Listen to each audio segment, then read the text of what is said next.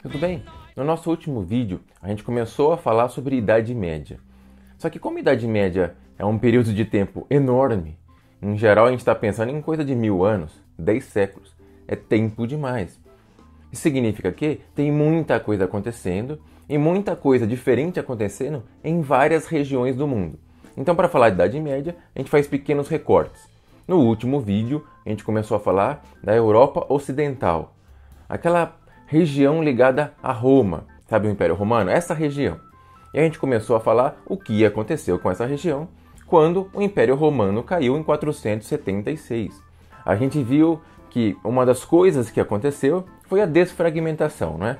Se antes você tinha aquele Império Romano forte, centralizando todas as ações, quando ele deixa de existir, quando ele perde força, você vai ter um paulatino processo de desfragmentação, enfraquecimento desse poder central. A gente mencionou isso e a gente também mencionou que você tem uma nova esperança na Europa Ocidental quando surge a figura do Carlos Magno. A ideia de que, puxa vida, sob o poder desse rei, pode ser que a gente consiga ressuscitar, trazer de volta a glória do passado antigo do Império Romano. Era a ideia, inclusive, do Sacro Império, não é? Aquele império já unido à Igreja Católica. Só que a gente viu também que, lamentavelmente, apesar de fato ter um renascimento carolíngio, de as letras, a educação, a economia de modo geral avançar nesse período, depois que o sujeito morre, o negócio vai degringolando. O filho dele até manteve as coisas funcionando, só que os netos do Carlos Magno, esses vão estragar tudo, né? Eles vão brigar pelo poder, aí divide o reino, aí já viu. Já era, vai pro buraco.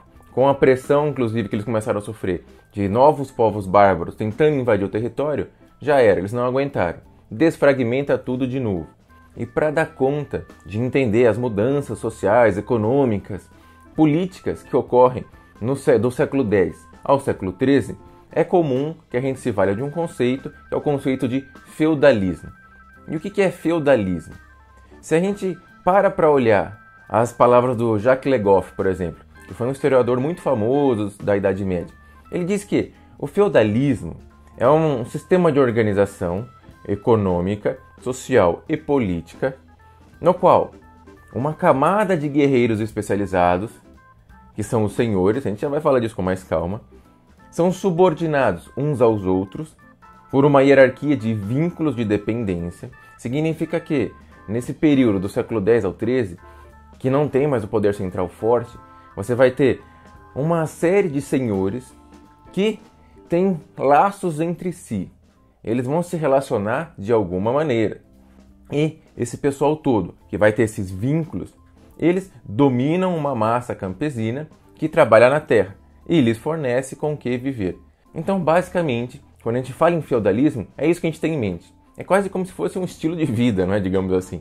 É uma série de relações que vão afetar tanto a economia quanto a política e as relações humanas. Então, abrange toda a vida nesse período. E essa vida é caracterizada basicamente por senhores que mantêm relações entre si e esses senhores dominam e são sustentados pela massa campesina, pelos camponeses, pela grande maioria das pessoas que vai trabalhar para esse pessoal. Então isso é feudalismo.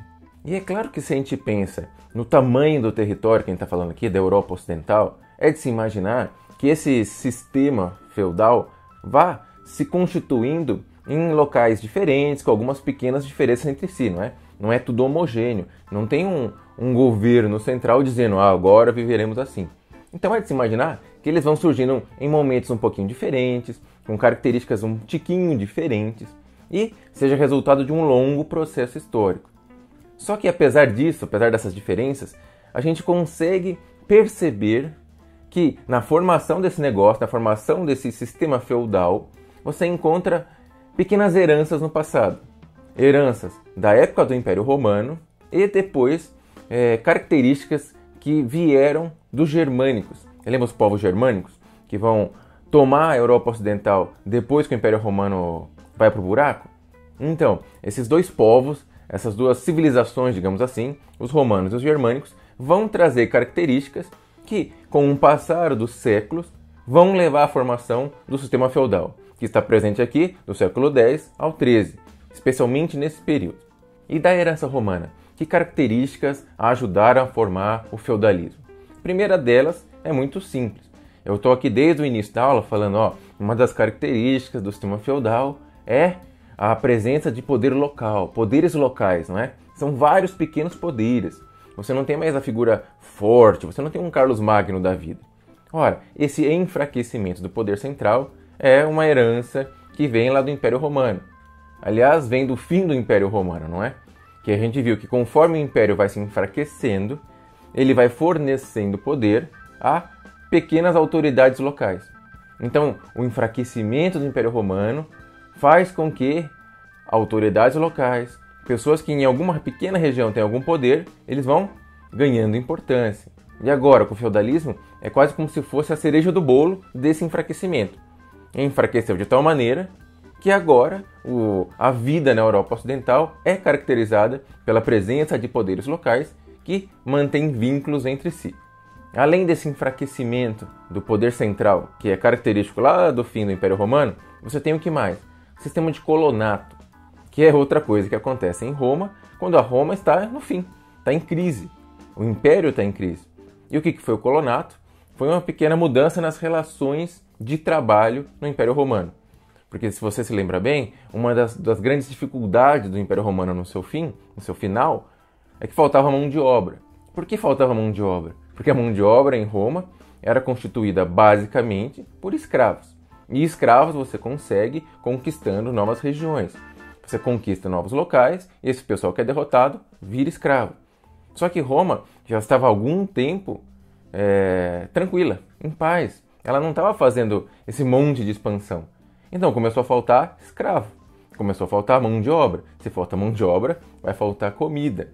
Ora, uma das soluções foi essa mudança, esse sistema de colonato, que é quase como se o dono da terra ele fornecesse um pedaço de terra para escravos e servos, para que eles trabalhassem nessa terra e uma parte da produção dessa terra fosse para esse senhor.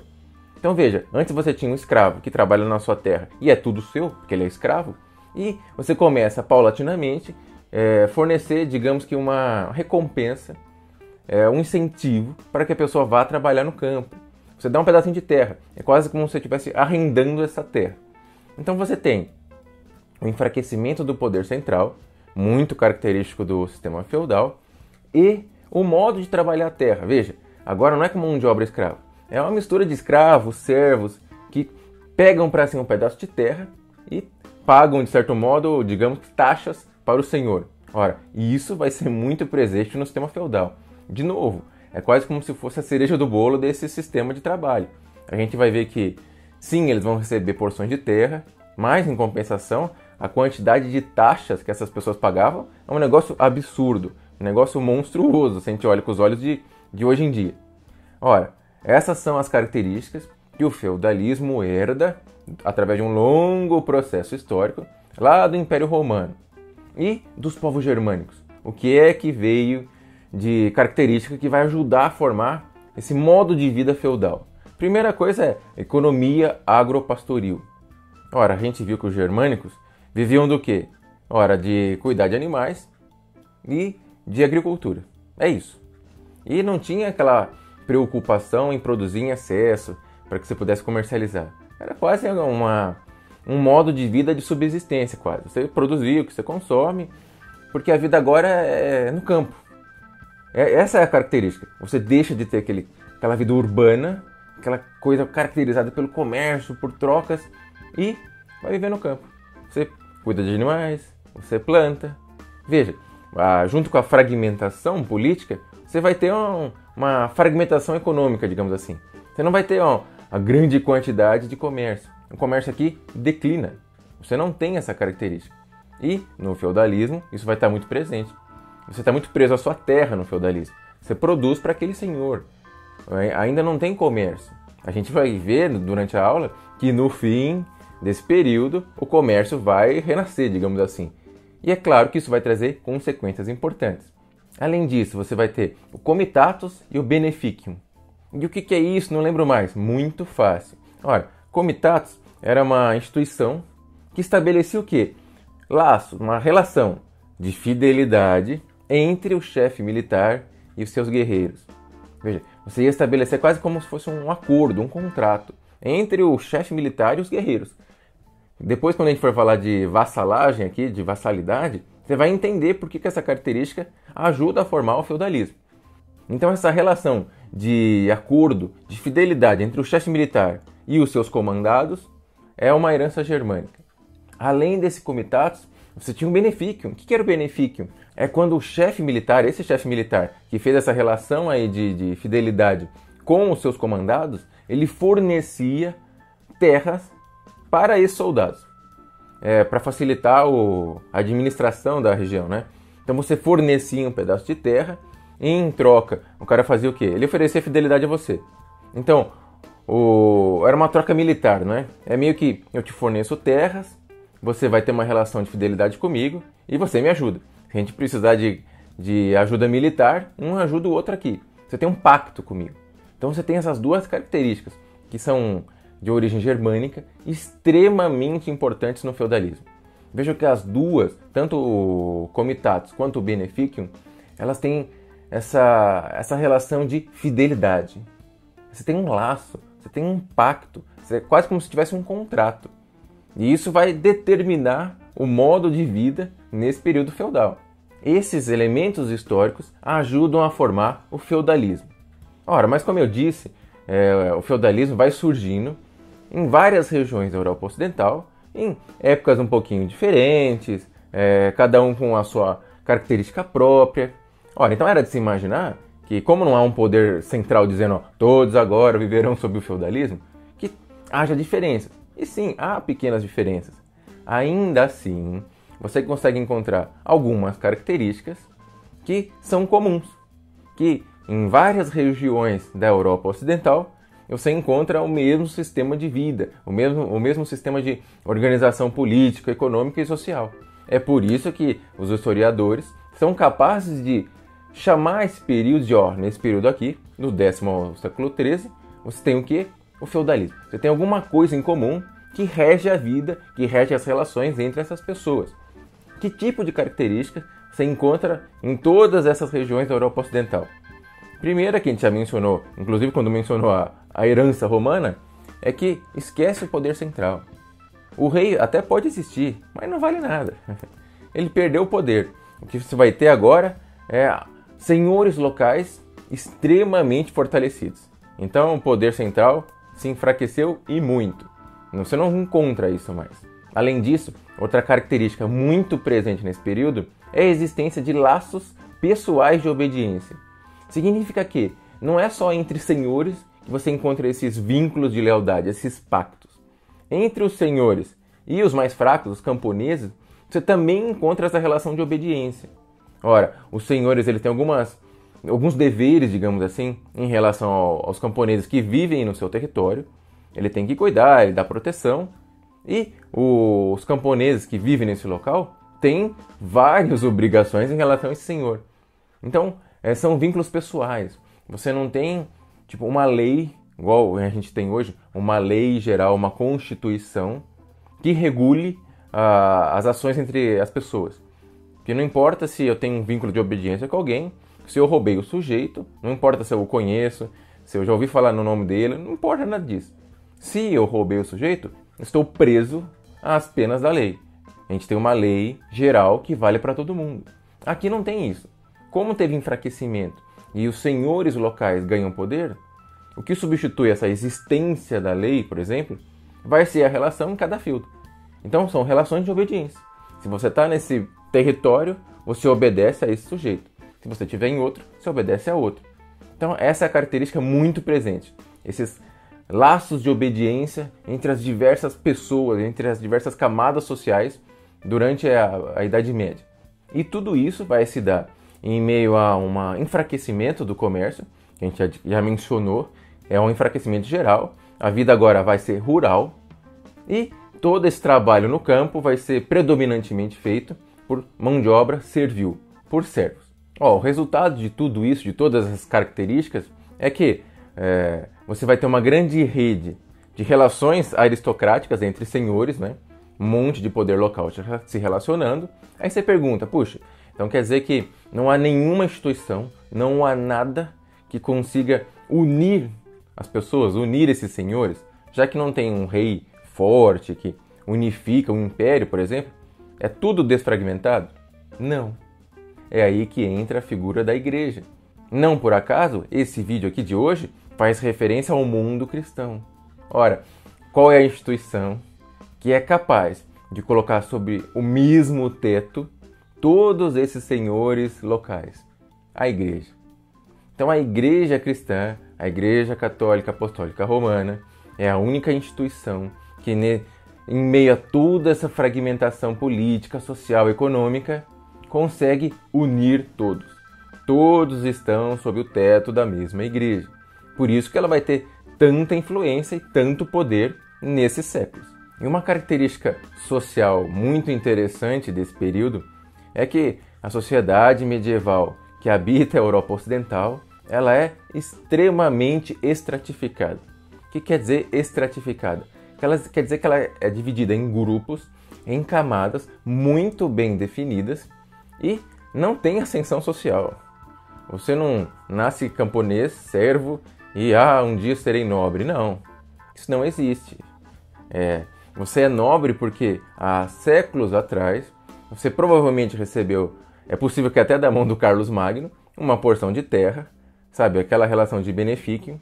E esse sujeito que ganhou pela primeira vez foi passando esse direito não só de possuir a terra, como de explorar os camponeses que habitam essa terra, foi passando de geração em geração. Então esquece, não tem como você fazer nada. Você não vai virar nobre. Talvez a melhor possibilidade de ascensão, digamos assim, é se você entrasse para o clero. Mas sabe como é que é, né? Clero tem certas obrigações que talvez as pessoas não estejam dispostas a pagar. Então, essa é uma sociedade extremamente dividida e dividida em 3 ordens, 3 classes, que são a nobreza, o clero e os servos. E para você ter uma ideia de como essa divisão era entendida, de como ela era entendida de maneira quase como, foi assim que Deus fez. Tem uma citação muito famosa, que cai em tudo que é livro didático, que aparece em provas, que é muito bonita, por isso que aparece. Que é uma citação de um bispo do século XI, e ele diz o seguinte: a casa de Deus, que parece una, é portanto tripla. Uns rezam, outros combatem e outros trabalham. Todos os 3 formam um conjunto e não se separam. A obra de uns permite o trabalho dos outros 2, e cada qual, por sua vez, presta seu apoio aos outros. Então veja que bonito. O bispo está dizendo aqui que a sociedade que ele enxerga, veja que ele fala até como casa de Deus, perceba que então o domínio da igreja cristã é muito forte nesse período. Ele diz, faz parte. A casa de Deus tem 3 partes, 3 porções. E é assim mesmo. Um ajuda o outro. Um trabalha para que os outros possam rezar e lutar. Então a relação é essa, não tem mudança e assim deve ser. Há nobres, há clero e há servos, cada um com a sua função. E qual a função dos nobres, da nobreza? Além de eles possuírem terras, o que eles faziam, a função deles é muito simples de entender. Eles lutavam, eles faziam guerras. Se você pensa no cavaleiro medieval, sabe, com armadura, cavalo, aquela coisa toda, é esse pessoal aqui, pessoal da nobreza. Então você percebe que é um grupo, uma camada que tem um certo poder econômico, porque para ter todos esses equipamentos militares não é barato. Então os nobres, eles guerreiam. E quando não tem guerra, o que eles fazem? Basicamente, eles se preparam para a guerra. Eles fazem exercícios militares, que consistem em caças e torneios esportivos. Sabe quando você vê um guerreiro lutando com outro num campeonato? Em todas essas atividades servem como uma preparação para quando a guerra for real, para que ele esteja pronto para o negócio. Então a nobreza faz isso, eles guerreiam, eles lutam.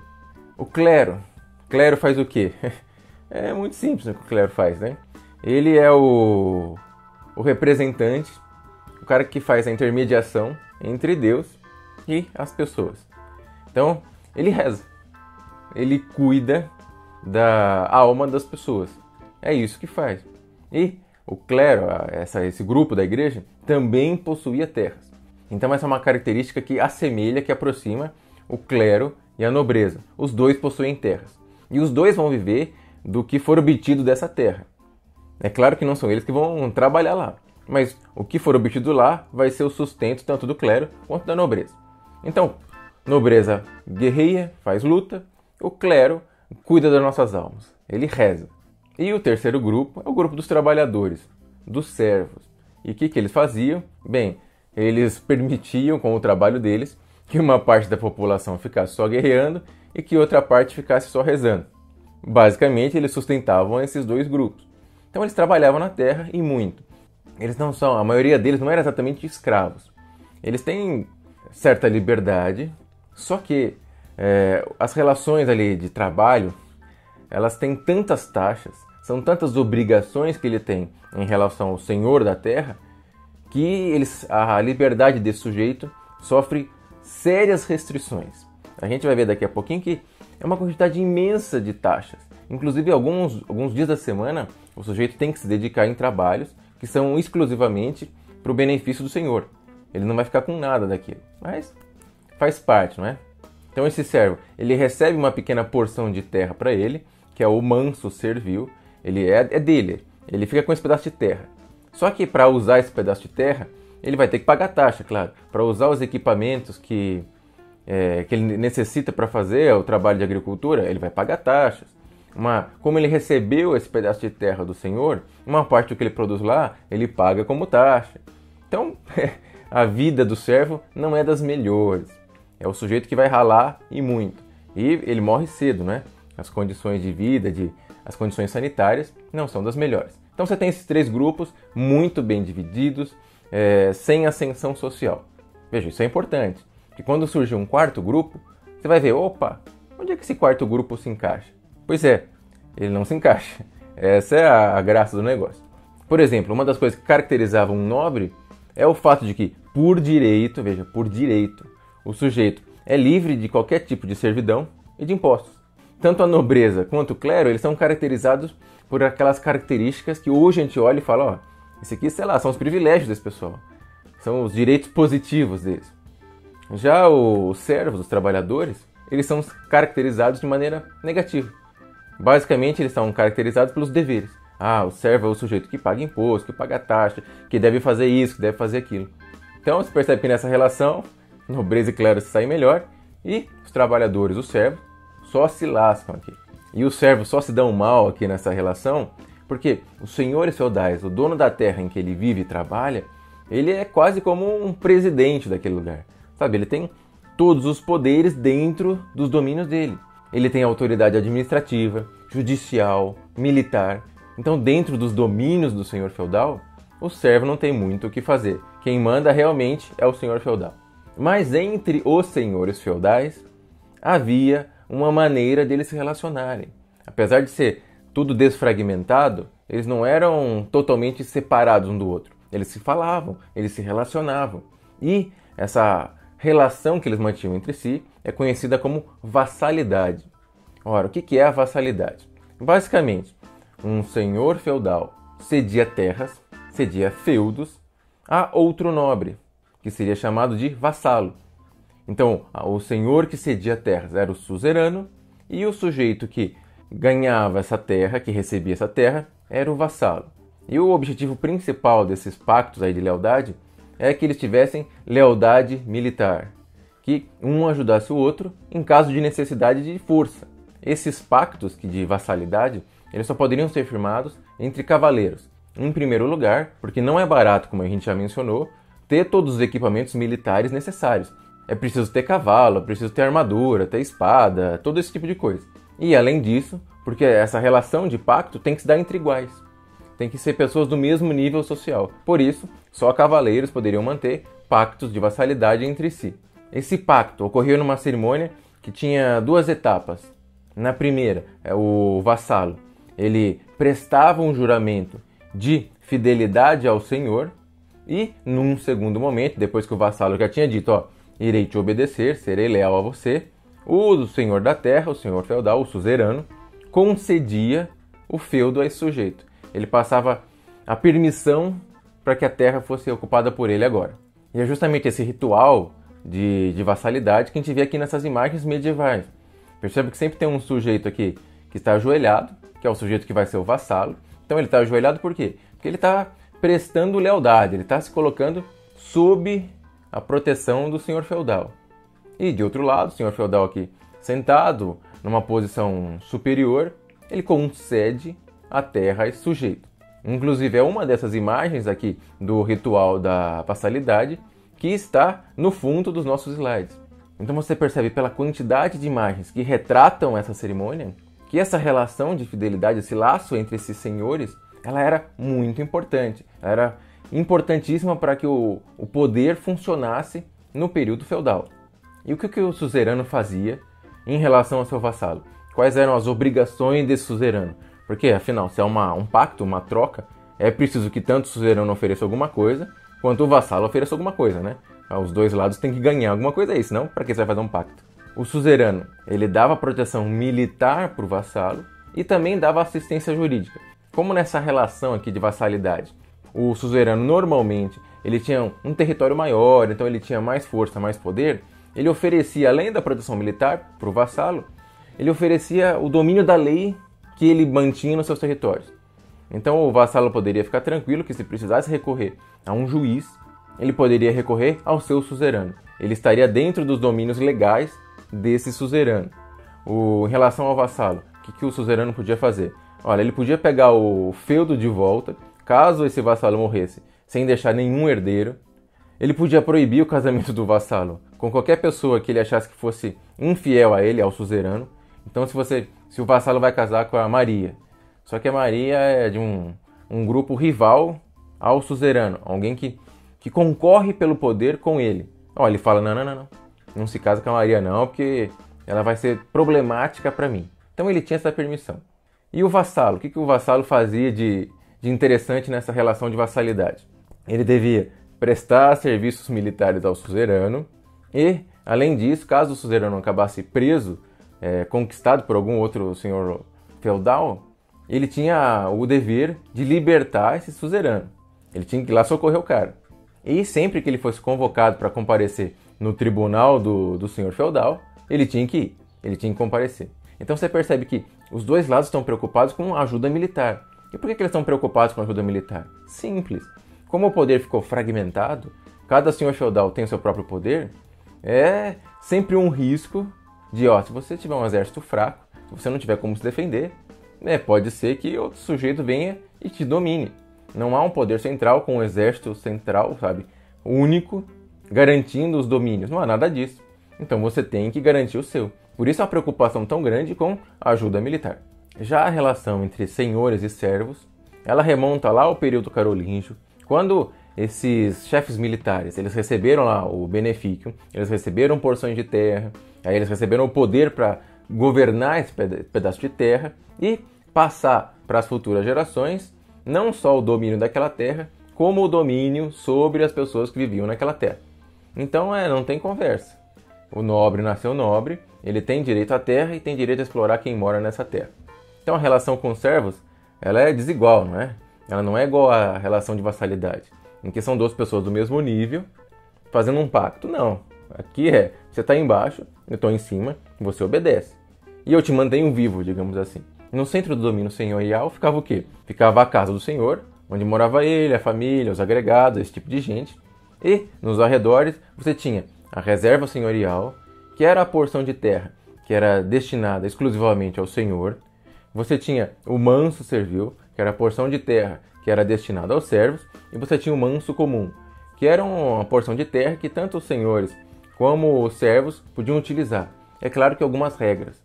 Por exemplo, os servos não poderiam caçar, porque caçada pertencia ao senhor, à nobreza, que era um exercício de guerra para eles, então era exclusivo deles. Isso fazia parte. Aos camponeses, restava o quê? Trabalhar e pagar uma infinidade de taxas. Por exemplo, eles pagavam a corveia. E o que era a corveia? Ora, era a obrigação de trabalhar alguns dias da semana nas reservas senhoriais. Então você era obrigado a trabalhar por volta de 2 a 3 dias nas terras que pertenciam ao senhor para ajudar o cara. Você ia fazer serviços para ele, exclusivamente para ele. Você não ficava com nada daquilo que você produzia nesses 2, 3 dias. Além da corveia, você pagava a talha. E o que era a talha? Veja, você acabou de receber uma porção de terra do Senhor, né? Ora, não te parece justo que uma parte do que você produz nessa terra seja destinado ao Senhor? Pois é, pode não parecer, mas não importa. Ele era obrigado a fazer isso. Então uma parte do que ele produzia ia para a mão do Senhor. Ele já era obrigado a trabalhar 2, 3 dias exclusivamente nas terras do Senhor. E, além disso, uma parte do que ele produzia na sua própria terra, ele também tinha que dar para o Senhor. Mas veja, ora, como é que você vai trabalhar na sua terra sem equipamentos? Ora, claro, ele vai ter que usar os equipamentos que estão lá à disposição, equipamentos que são do Senhor. Ora, mas se ele usa equipamentos que não são dele, que são do Senhor, ele tem que pagar uma taxa pelo uso desses equipamentos. Isso era a banalidade. Veja que bacana a vida do sujeito. E no caso da morte, para que a família servil pudesse continuar na terra trabalhando, eles também tinham que pagar uma taxa. E isso aqui é só um exemplo da grande quantidade de taxas que eles pagavam. Então você percebe que os servos, eles tinham sérias restrições à liberdade. Por quê? Porque eles viviam quase que exclusivamente para manter a nobreza funcionando. Ele tinha que trabalhar e trabalhar muito. Então era assim que se constituía as relações econômicas, sociais e políticas entre essas 3 camadas nesse período do feudalismo. Outra coisa muito interessante que vai ocorrer entre o século XI e o XIII são as cruzadas. E o que foram as cruzadas?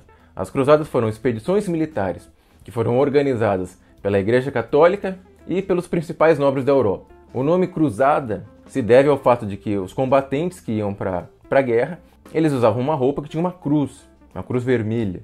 É um modo de fazer referência a Cristo, aquela coisa toda. Então por isso essas guerras são conhecidas como cruzadas. E qual era a ideia dessas guerras? Porque eles começaram a organizar expedições militares. O que eles queriam? Ora, tudo começa no ano de 1095, com o Papa Urbano II. É ele que vai ter a ideia de, vamos organizar umas expedições. Para fazer o quê? Para conquistar territórios que estão sob domínio dos turcos muçulmanos. Rapaz, que territórios que eles querem conquistar? Basicamente, Jerusalém. Por que eles querem conquistar Jerusalém? Porque Jerusalém é uma terra sagrada, não é? É a terra onde Jesus nasce. Basicamente é isso. Jesus nasce, morre, tudo lá em Jerusalém. Então Jerusalém é a terra importantíssima para os cristãos. Então a ideia inicial é isso. Que eles conquistem de volta da mão dos muçulmanos a terra sagrada dos cristãos, Jerusalém. Esse é o motivo religioso, o motivo oficial, digamos assim. Além disso, tem mais coisa que motivou essas expedições? Tem mais coisa. Uma delas é o fato de que a nobreza era formada por guerreiros. E guerreiro gosta de brigar, é o que eles fazem. Eles passam um dia treinando esse negócio. Então você tinha já esse ímpeto nesses nobres feudais. Eles estavam prontos, dispostos a isso. Se tivesse uma oportunidade, eles iriam. E um outro motivo bem interessante, bem forte para entender por que havia tanto interesse em fazer essas guerras, é o fato de que os muçulmanos eles tinham conquistado não só a terra sagrada para os cristãos, mas eles também tinham conquistado cidades que eram economicamente importantes. Então, se eles fossem bem-sucedidos nessas brigas, eles poderiam reconquistar cidades que eram economicamente importantes e que talvez pudesse fazer com que a Europa ficasse mais rica, mais próspera. Então você tinha como motivo oficial religioso conquistar a terra sagrada para os cristãos. Só que além disso também tinha um motivo mais mundano, que é interesses econômicos em reconquistar certas cidades, certas rotas comerciais. Para que as pessoas ficassem mais animadas, mais interessadas em participar dessas guerras, a igreja fornecia uma série de incentivos. Por exemplo, a remissão dos pecados, perdão dos pecados. Ela fornecia proteção eclesiástica para a família do combatente e para os bens do combatente. Então você tinha uma série de incentivos para ir para a guerra. E eles vão ficar brigando por volta de 170 anos. E nesse período todo, 8 expedições partiram da Europa. Aí quando você olha essas expedições, essas cruzadas, 8 delas, você se pergunta, puxa, será que as cruzadas elas foram bem sucedidas? Será que elas conseguiram aquilo que elas almejavam? Se você bate o olho aqui no slide rapidamente, você olha, primeira cruzada, primeiro grupo, fracassou. Segunda cruzada, fracassou. A terceira cruzada, cruzada que tinha participação de reis.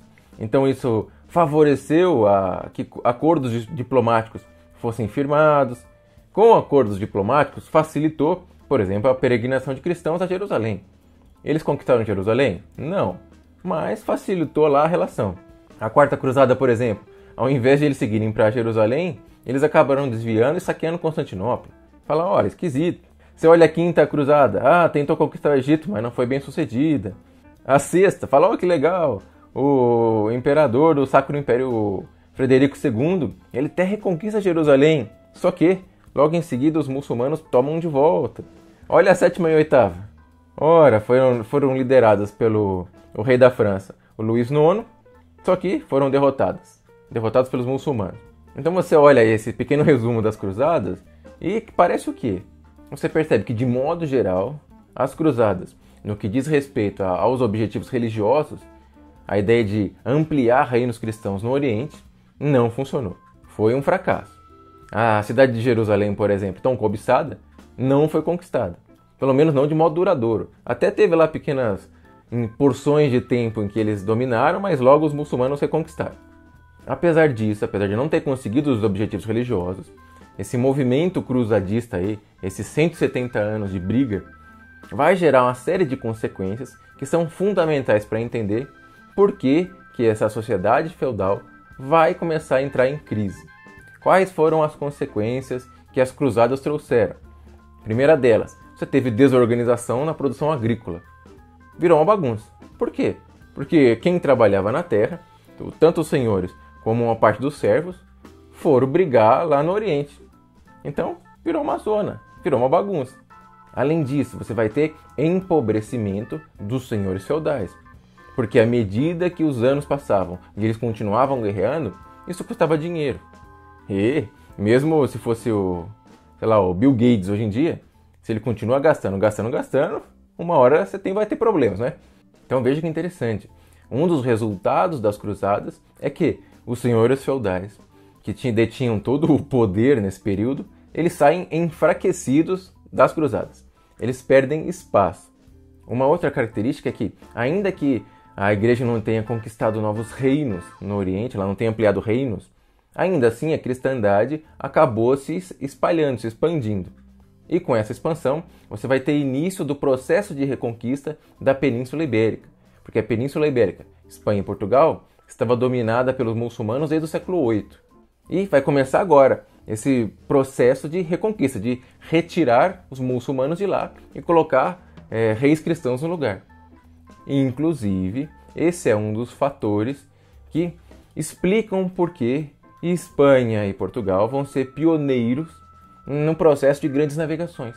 Por que eles começam primeiro? Um dos motivos é que o processo de unificação deles enquanto nação começa antes do que outras regiões da Europa. Então começa aqui, é uma das explicações.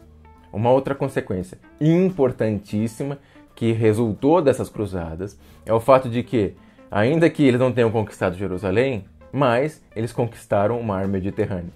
O Mar Mediterrâneo, que estava sob domínio dos muçulmanos, agora não está mais. Agora os cristãos retomaram essa importantíssima rota comercial. Quem vai estar bem com isso é especialmente a Itália, especialmente a cidade de Gênova e Veneza. Quer dizer que antes o comércio que estava sob domínio dos muçulmanos, agora vai ficar a cargo dos italianos. Isso significa que agora você vai ter o restabelecimento do comércio entre a Ásia e a Europa. Como a Itália está no meio aí do caminho, eles vão se dar muito bem.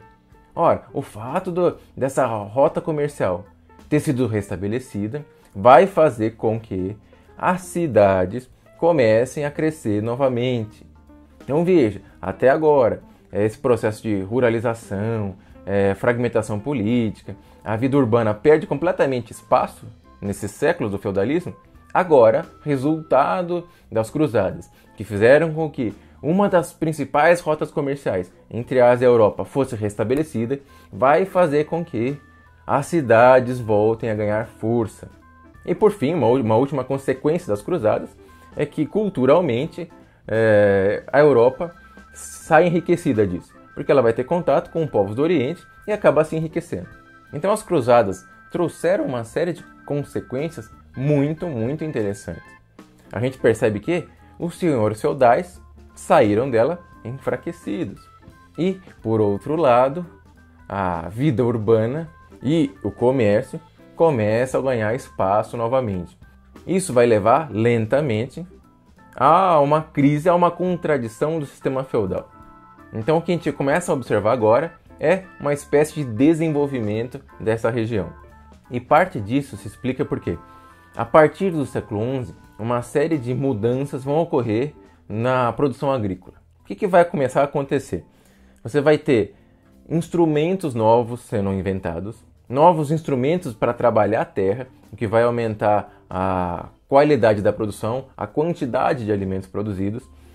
O modo de explorar a terra também vai mudar, e isso vai favorecer demais a população medieval, porque vai ter uma maior variedade de alimentos, e com maior variedade de alimentos, mais nutrientes, e as pessoas vão começar a morrer menos, para você ter ideia de como isso foi importante.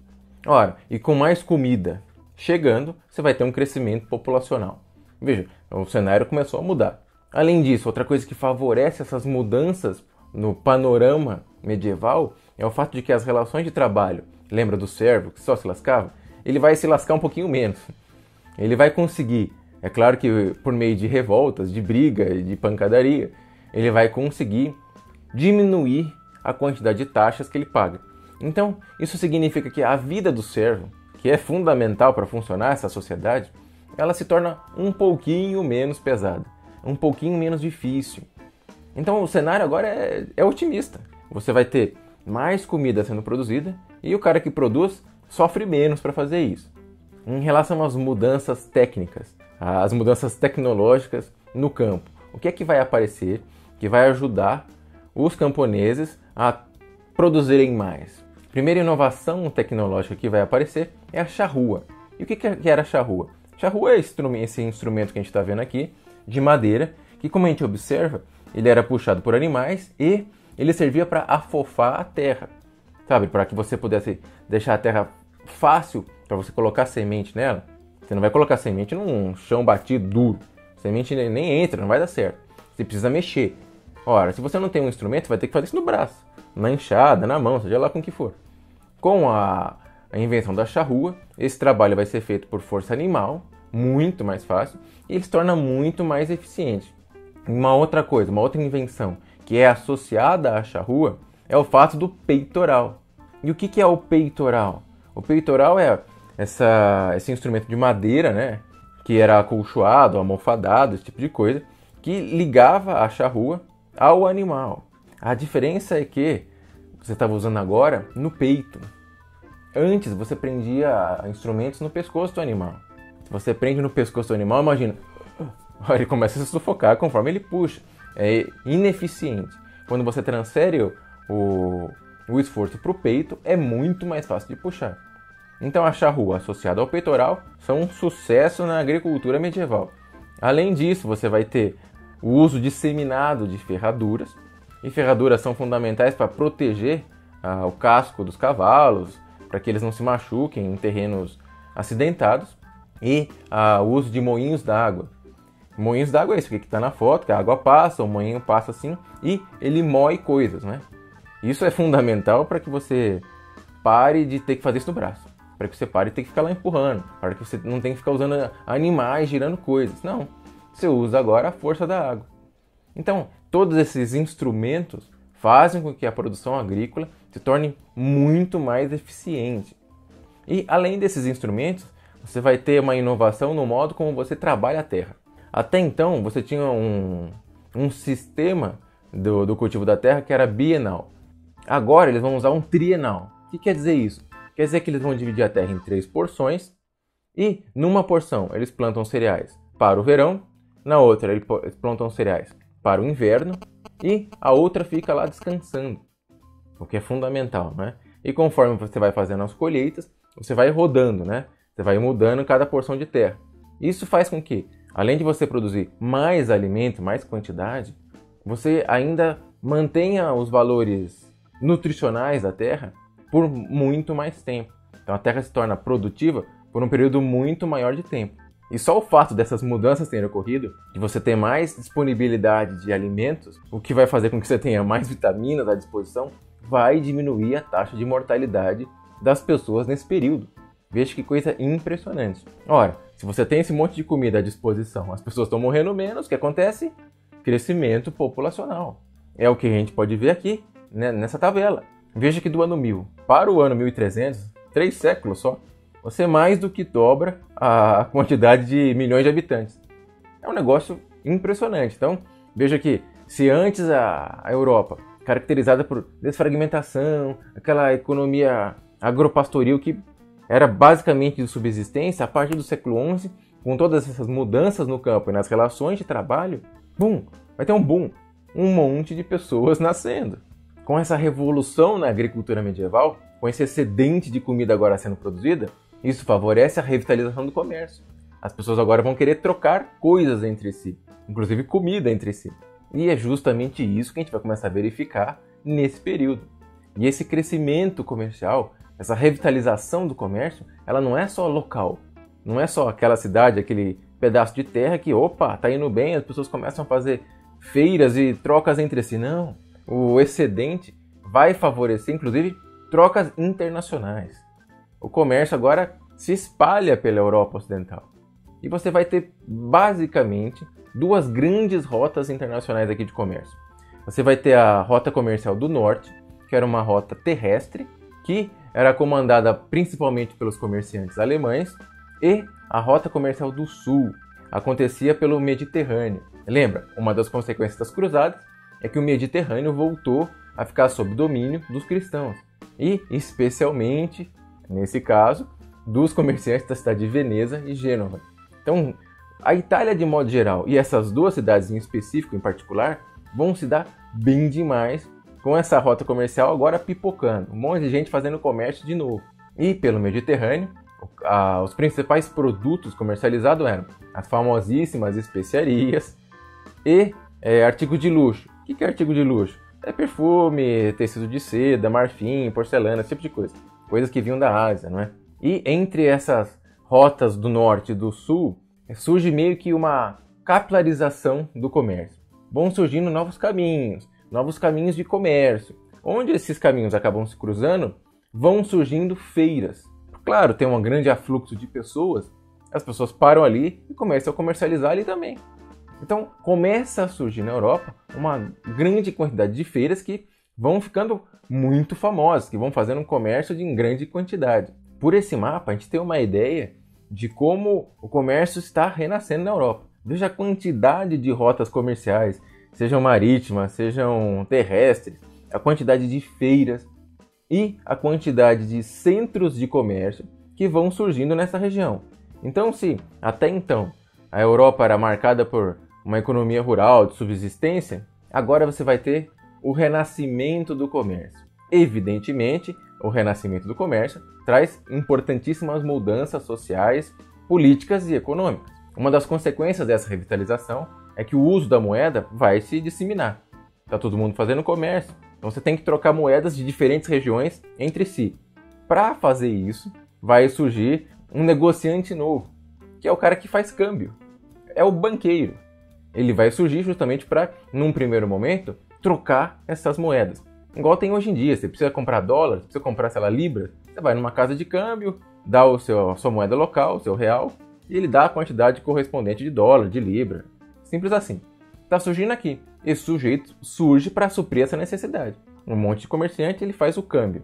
Além de fazer o câmbio, ele também faz empréstimos com juros, o que vai gerar certo problema para ele, e ele deposita, ele faz depósito. É o sujeito que guarda o seu dinheiro. Você é um comerciante, tem uma certa quantia, quer que ele guarde. Então, o banqueiro está surgindo aqui, na Idade Média, com a revitalização do comércio. Com todo esse comércio ocorrendo na Europa, não dá mais para as pessoas viverem no campo. Dentro da terra lá do senhor feudal, no manso servil, não dá mais. Você tem uma grande quantidade de pessoas que nasceu, você teve crescimento populacional, elas estão fazendo comércios, estão caminhando para lá e para cá, então não dá para viver preso mais à terra. Então, onde é que essas pessoas vão morar? É no campo? Não. É na cidade. Então, junto com esse monte de comércio que começa a ser feito, as cidades vão renascer na Europa. É uma necessidade. Para você ter uma ideia, por volta do ano 1000, não tinha uma cidade sequer na Europa que tivesse mais do que 10 mil habitantes. Veja, minúsculo.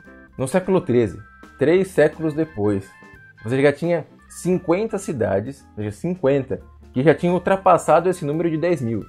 E se a gente olha as cidades da Itália, que a Itália ela foi privilegiada por causa dessa rota no Mediterrâneo, essa rota comercial do Mediterrâneo, você vai ter cidades na Itália que ultrapassam 100 mil habitantes.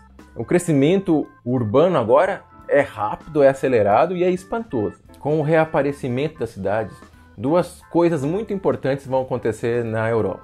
A primeira delas é que como nessas cidades você tinha muito mais profissões, por exemplo, você tinha artesão, pedreiro, comerciante. Ora, a cidade ela facilita com que haja essa multiplicidade de profissões, não é? Então, como você tem isso na cidade, vai começar a surgir nesses lugares as corporações de ofício. É como se fosse uma mistura entre uma classe de profissão, uma entidade que representa uma profissão e uma escola técnica. Como assim? Pensa na OAB, por exemplo.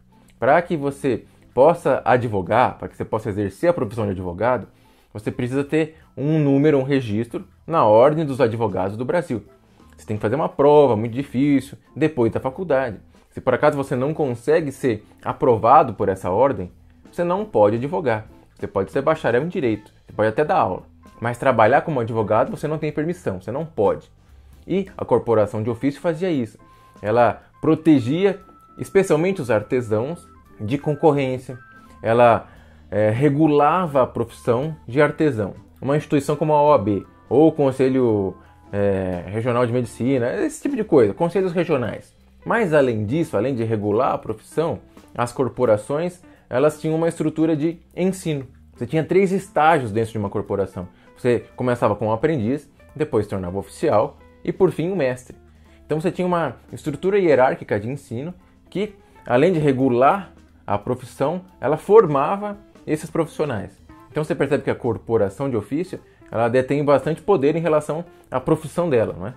Ora, ela regula e ela ensina. E o mestre, que era o último estágio de uma corporação, só ele podia abrir a sua própria oficina, a sua própria corporação e viver disso. Ele era o único que tinha poder para isso. E essas cidades que estão surgindo, elas não nascem em qualquer lugar, em qualquer região. Elas vão nascer sempre próximas a rotas comerciais. Elas são cidades que não têm a mesma estrutura tradicional lá de um feudo. Senhor feudal, o manso servil, o manso senhorial, não é isso. É um local que surge para abrigar essas pessoas que não têm mais relação com o senhor feudal, elas não têm mais relação com a terra, elas não trabalham como servos, elas são comerciantes, elas são um novo grupo que está surgindo.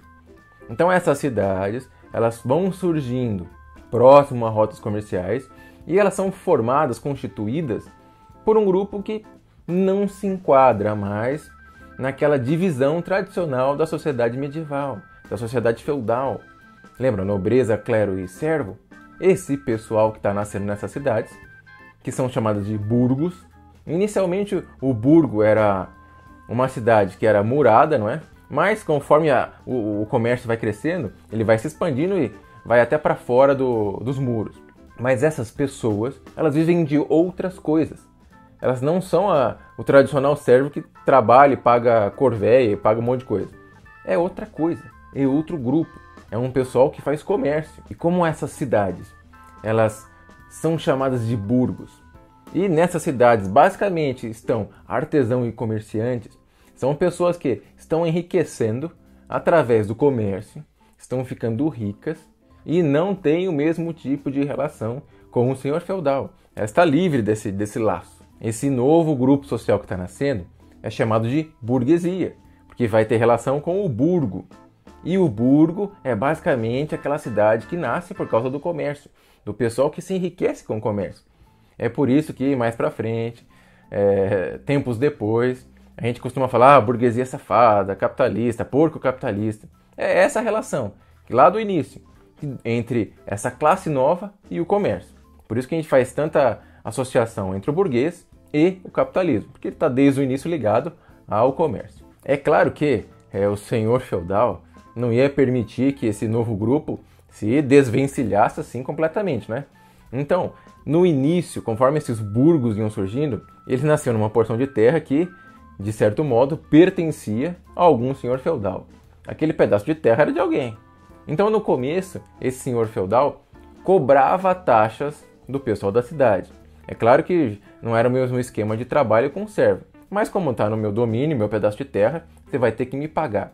O pessoal do burgo, em contrapartida, reclamava e exigia alguns direitos e que fossem direitos estabelecidos em documentos. Direitos que, no final das contas, preservassem a autonomia da cidade. É isso que é muito interessante. Você está vendo que dentro do sistema feudal começa a surgir uma classe nova, diferente, que vai levar ao fim a crise desse modo feudal de vida. Então, nasceu a burguesia, e a burguesia tem uma relação conflituosa com o senhor feudal, né? O senhor feudal quer cobrar, porque está pensando nos moldes antigos de vida, só que essa classe é nova. Eles não têm o mesmo laço de obediência. Lembra aquele laço de obediência que a gente falou que era característico do feudalismo? Esse pessoal não tem. Então, a cidade é vista como uma espécie de um lugar de liberdade. As pessoas, quando querem fugir da opressão do senhor feudal, elas tendem a fugir para a cidade. E é claro que essa exigência de direitos através de documentos não ocorre da forma mais pacífica do mundo, né? Mas conforme essas cidades vão se tornando autônomas, quem é que assume o poder nessas cidades? Cidades que são conhecidas como comunas, inclusive. Não tem a ver com comunista, não. Aqui tem a ver com o burguês. Literalmente com o burguês, né? O sujeito que está nascendo agora. Ora, quem é que assume o poder nessas cidades autônomas? Evidente, o burguês mais rico. Então o burguês mais rico vai assumir tanto cargos que elaboravam leis, quanto aquelas que cuidavam de tribunais, que determinavam a cobrança de impostos dentro da cidade. Então, assim que a cidade ganha autonomia, que consegue se libertar do senhor feudal, o burguês assume o espaço de poder. E isso é uma característica importante, porque você tinha 3 classes: nobreza, clero e servos. Surgiu uma quarta, o burguês, que ainda que seja rico graças ao comércio, ele não tem espaço na política. Não tem espaço para ele. Se ele não é nobre, não importa que seja rico. Não tem espaço. Então o que a gente está vendo é que vai ter um conflito aqui dentro. Logo mais, isso vai dar problema. A burguesia quer chegar lá. Se não dá para entrar no sistema feudal, então que o sistema feudal caia de vez. É isso que a gente vai ver em breve. Enfim, para acabar essa aula, vamos terminá-la com uma citação muito bonita e muito interessante sobre esse movimento de contradição que nasce na Idade Média. Uma citação do Hilário Franco Júnior, que é um historiador importante brasileiro. Ele diz o seguinte: a própria essência do feudalismo, sociedade fortemente estratificada, fechada, agrária, fragmentada politicamente, foi atingida. De dentro dela, e em concorrência com ela, desenvolvia-se um segmento urbano, mercantil, que buscava outros valores. Assim, desta sociedade feudo-burguesa, emergiam cidades, as universidades, a literatura laica, as monarquias nacionais. Então, no próximo vídeo, a gente vai falar justamente disso, da crise do mundo feudal. Mas isso só na próxima semana. Até lá!